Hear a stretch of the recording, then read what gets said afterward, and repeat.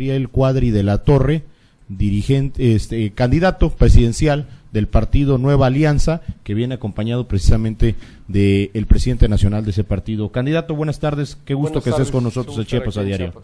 Qué gusto. Sabemos que Chiapas ha sido un estado desde el inicio de esta campaña electoral, un estado preferencial en términos de la presencia, el recorrido y la cercanía que has tenido con nuestra entidad. Ya estuviste en su momento en Palenque, en algún inicio de tu recorrido, y sabemos que vienes en respaldo también en esta ocasión a los candidatos de Nueva Alianza y a promover esta propuesta que trae Gabriel Cuadri para ser una opción que plantea la oportunidad de darle al electorado el 1 de julio algo totalmente, no quiero decir diferente, pero sí algo distinto, ¿no? Claro, no, efectivamente es diferente porque pues es la primera vez en la historia moderna de México que hay una candidatura liberal a la presidencia de la República a través del único partido liberal que hay en México.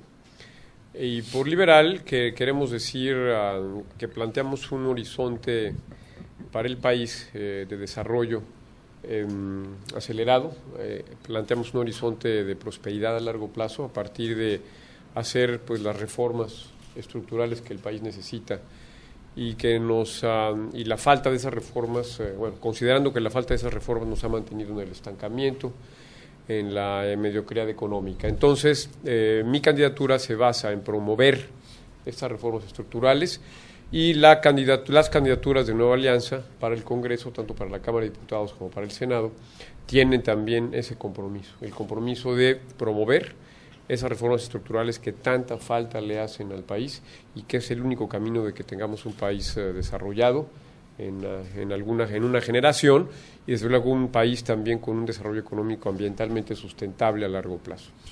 Mucho se ha cuestionado en términos de los llamados debates que se han dado entre los aspirantes presidenciales, el que Gabriel Cuadri traiga sobre sí el peso y el arrastre de lo que es el Sindicato Nacional de los Trabajadores de la Educación, concretamente de la profesora Elba Ester Gordillo, y pues bueno, ante este escenario, más allá de la participación del magisterio, ¿qué espera Gabriel Cuadri en términos de del electorado en general, ¿no? De que esta propuesta vaya más allá de la base magisterial.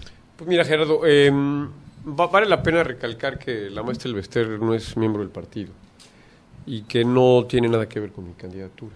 Ella es una dirigente magisterial y bueno, yo no soy miembro del sindicato, no tengo nada que ver con ella en ese sentido. La propuesta esencial que plantea Gabriel Cuadri para Chiapas, ¿cuál viene siendo? Pues mira, Chiapas, para el sur sureste del país. Chiapas es uno de los estados más pobres del país, eso hay que decirlo, hay que reiterarlo, junto con Guerrero y con Oaxaca, pues es uno de los estados más atrasados en muchos sentidos, en índice de desarrollo humano, en PIB per cápita, en una serie de servicios públicos, y eso tiene raíces históricas y tiene que ver con la estructura natural de la población chiapaneca, que es una población eminentemente rural y eminentemente, claramente dispersa en miles de poblaciones menores a 2.500 habitantes. Entonces, esta, estructura demográfica que se despliega sobre el territorio con tanta dispersión hace muy difícil el desarrollo, la educación, los servicios públicos de calidad y la integración a los mercados de trabajo de la población. Por eso, ese es un desafío especial para Chiapas. Ahora, yo sostengo que la vocación esencial de Chiapas es el turismo sustentable. Chiapas debe de competir con Costa Rica para convertirse en un estado, en una región que sea considerada a nivel global como un destino turístico de excelencia, en donde la naturaleza, la historia, la arqueología y la cultura de Chiapas constituyen un capital muy, muy valioso para lanzar a Chiapas a este mercado global en materia turística. Yo creo que ese es el sector fundamental al que debe apostarle Chiapas en su desarrollo, por razones que yo creo que son muy, muy, muy claras. Porque es importante que Chiapas mantenga la guardia en alto ante el flagelo del crimen organizado. Ahora, ¿cómo hacerlo y cómo combatir el crimen organizado en el país? En primer lugar, bueno, desde luego el Estado en su conjunto tiene que combatirlo con toda la fuerza de que es capaz. En ese momento México no tiene una policía nacional o federal, en el caso de México, de nuestro país, suficientemente fuerte, grande y sólida como para enfrentar y derrotar a los criminales, especialmente bueno, en zonas muy castigadas del país, como es algunas regiones del norte, ahora el estado de Veracruz. Entonces, por eso es esencial que las Fuerzas Armadas mantengan la guardia en alto y que las Fuerzas Armadas de México sigan combatiendo con toda su capacidad al crimen organizado. Ahora, mientras se construye esta Policía Federal, creo que es fundamental tener una estrategia, porque hasta ahora pareciera que no hay estrategia, que es un combate, digamos, frontal, podemos imaginarnos en un callejón oscuro, en donde las fuerzas del crimen se enfrentan con las fuerzas federales, con las Fuerzas Armadas. Y aquí lo fundamental para darle estrategia que pueda ser exitosa a largo plazo son dos cosas. Una es la inteligencia, hay que tener mucha más inteligencia, hay que fortalecer a los organismos de inteligencia del Estado para infiltrar, prever y poder, digamos, combatir eficazmente a las organizaciones delictivas. Por otra parte, son tres cosas. Por otra parte, tener fuerzas de élite de clase mundial, fuerzas de élite con capacidades tecnológicas, físicas, operativas y logísticas como las mejores del mundo, para combatir de manera casi quirúrgica los centros neurálgicos de mando, de control y de despliegue del crimen organizado en el territorio nacional, para evitar esos grandes enfrentamientos pues, que provocan angustia, zozobra y pánico entre la población. Y desde luego eso evita daños colaterales, víctimas inocentes, en fuego cruzado, como ha ocurrido en algunos, desgraciadamente, con frecuencia en nuestro país. El tercer enfoque es un enfoque territorial, tener claramente una estrategia diferenciada territorialmente, porque los criminales organizados no operan ni tienen su origen, ni su dinámica, ni sus fuentes y forma o modus operandi no es el mismo en todo el país. Entonces no es el mismo el crimen organizado de los Zetas que opera en el norte de Veracruz o en el centro de Veracruz, por ejemplo, que los cárteles del Pacífico de Sinaloa que operan en Sinaloa o en la Sierra de Durango, o que los cárteles que operan en Ciudad Juárez. En fin, hay, digamos, una forma o una operatividad distinta y por eso tiene que haber estrategias regionales para combatir el crimen organizado. Ahora, esto en lo que respecta a la gran delincuencia que desafía al Estado de manera frontal. ¿Qué hacer con la delincuencia local, pandilleril, con el crimen que lesiona diariamente a los ciudadanos? Yo aquí he planteado varias cosas fundamentales. La primera es que desaparezcan las policías municipales en todo el país, que no haya policías municipales, que son una fuente de corrupción, una fuente de ineficacia, una policía que tiene jefes que solo duran en el cargo 3 años, que tienen un horizonte de planeación o de decisión de solo 3 años, que no se pueden reelegir, son incapaces de crear cuerpos de policía realmente eficaces. No puede haber en el país 2.500 cuerpos policíacos distintos en 2.500 municipios diferentes. Eso es suicida.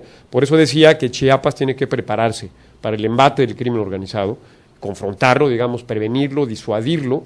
Tiene que desaparecer a todas las policías municipales de Chiapas y tener una sola policía estatal, mando único, un solo responsable, una gran policía estatal, insisto, como las mejores del mundo, con las mejores capacidades operativas, tecnológicas, logísticas, con programas de desarrollo a largo plazo, con policías bien pagados y bien capacitados y desde luego integrados a la Plataforma México con la Policía Federal y otros organismos de seguridad del Estado.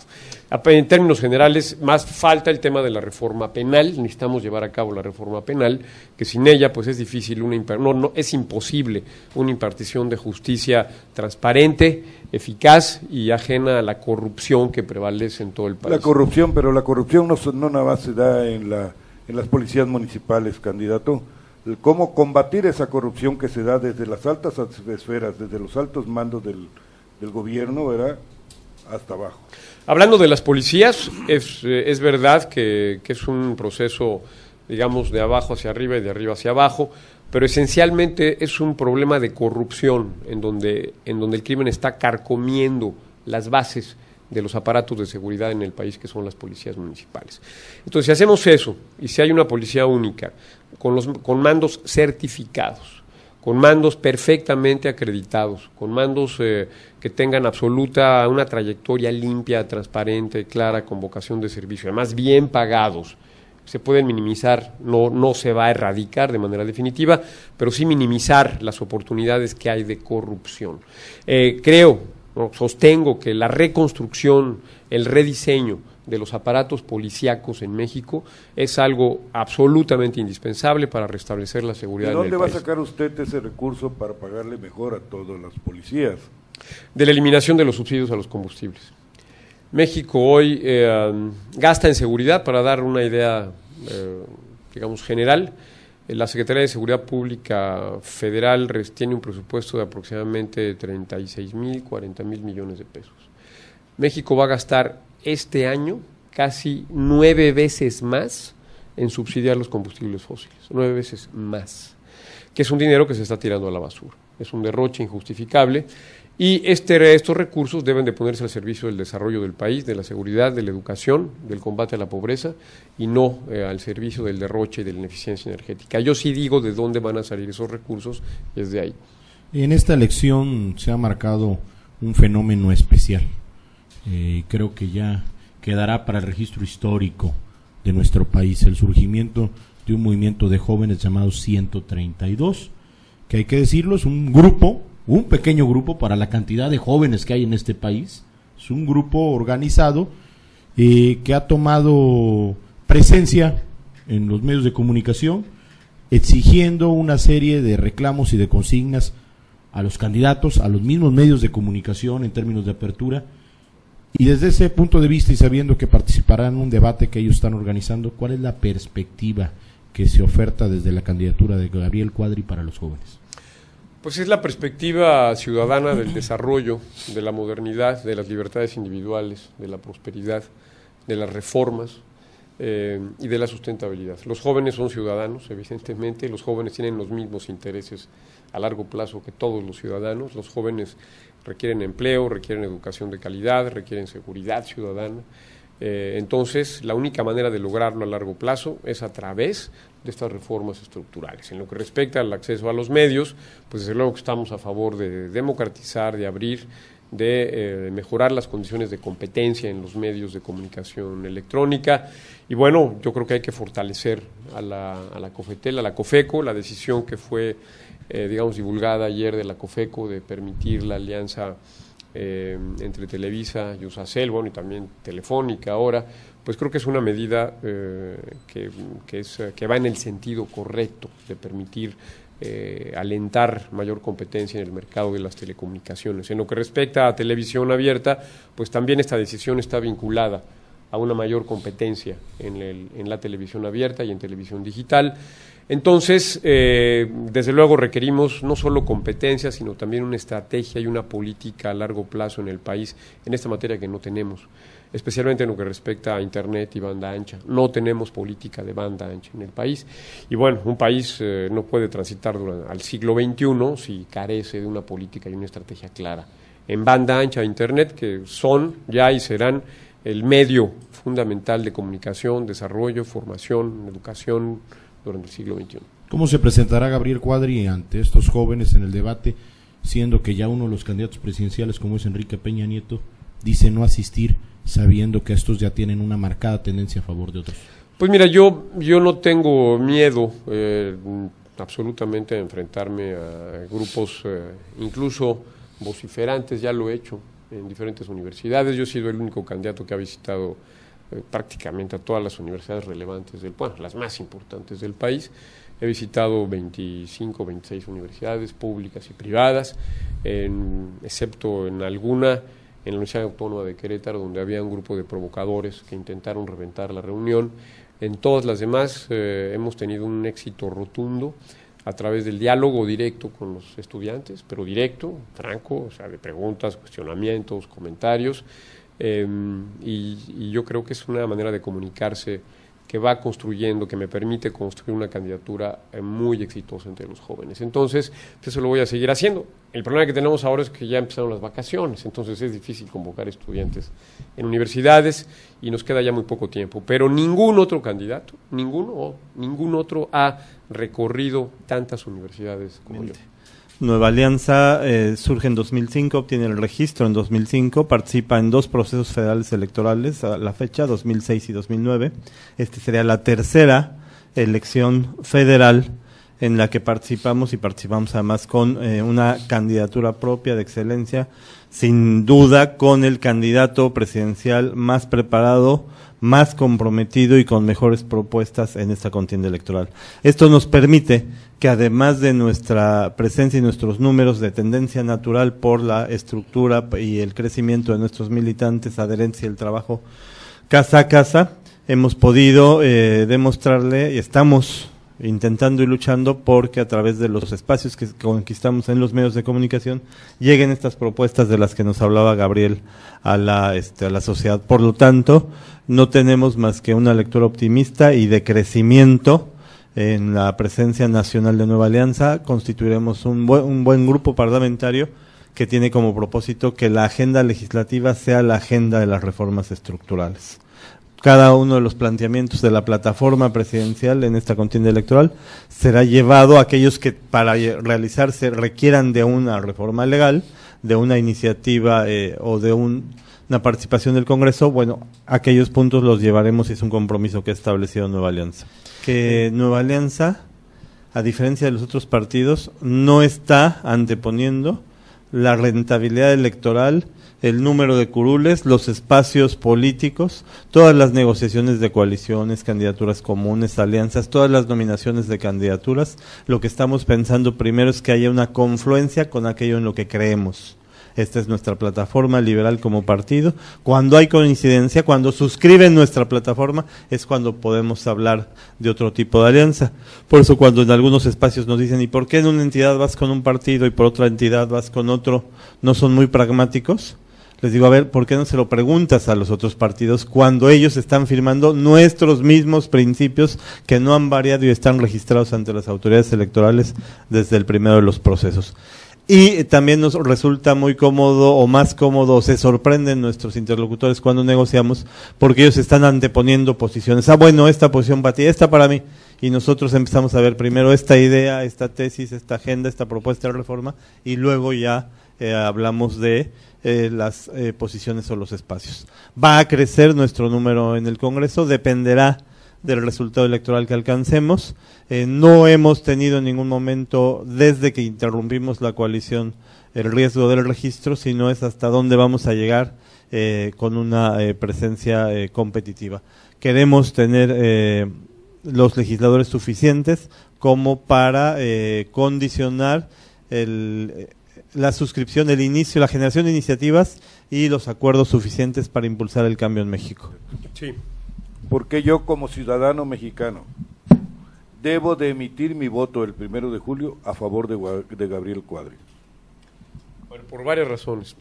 Uno, porque, y perdón que lo diga yo, pero hay que votar por la persona que esté mejor preparada, que tenga la mejor trayectoria, que tenga la mejor capacidad para ser presidente de la República. Yo creo que no debemos de votar por aquel que ha hecho más spots o por aquel que lleva más años en campaña, que ha gastado más recursos en campaña, sino por la persona mejor preparada. Uno. Segundo, porque soy el único candidato que tiene una visión clara del país a largo plazo y que sabe cómo alcanzarla, que sabe y dice de manera abierta las cosas que hay que hacer para que México pueda salir del subdesarrollo, del estancamiento y de la mediocridad. Porque soy el único candidato que habla claro, que no dice mentiras. Soy el único candidato que no tiene pasado oscuro, cola que le pisen. Soy el único candidato que ha tenido, digamos, una trayectoria profesional transparente, exitosa, que he tenido una manera honesta de vivir, porque soy el único candidato que no me obsesiona el poder, que no estoy aquí porque me obsesiona el poder por el poder mismo. A mí no me obsesiona el poder durante años como a otros candidatos, porque me interesa realmente México, porque me interesa el país, por eso estoy en esta candidatura. Y finalmente, porque votar por mí es votar por las reformas que el país necesita.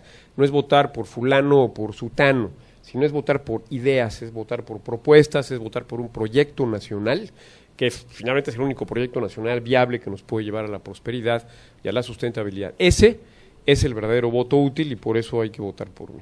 Bueno, por eso la gente debería de votar por mí. Finalmente, ¿cuál es el mensaje que les dejas a nuestros radioescuchas del estado de Chiapas? Pues que Chiapas es un estado que tiene un gran potencial turístico. Yo creo que Chiapas debe reconocerse a sí mismo como una potencia turística en ciernes y hacer todo lo posible por mejorar su infraestructura, mejorar su seguridad, conservar sus recursos naturales, conservar su biodiversidad, lograr que el turismo se desarrolle con un enfoque integral en todo el estado, desde la región lacandona, desde los valles centrales, desde la costa, para que tenga Chiapas una plataforma de desarrollo.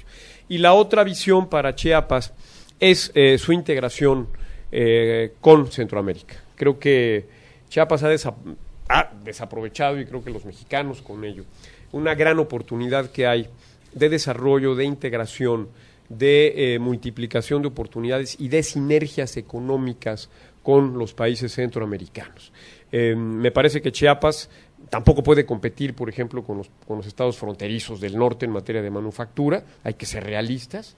Ellos tienen una gran ventaja simplemente por la cercanía, la infraestructura, su historia, etcétera, etcétera. Creo que Chiapas debe pensar de manera distinta e insisto, su futuro verdadero está, desde luego, en una educación sólida de calidad para todos como plataforma de igualdad social. Segundo, en el turismo basado en la conservación de la naturaleza, de sus valores arqueológicos, históricos y culturales, y en una nueva plataforma de desarrollo económico pensada conjuntamente con Guatemala y con el resto de los países centroamericanos.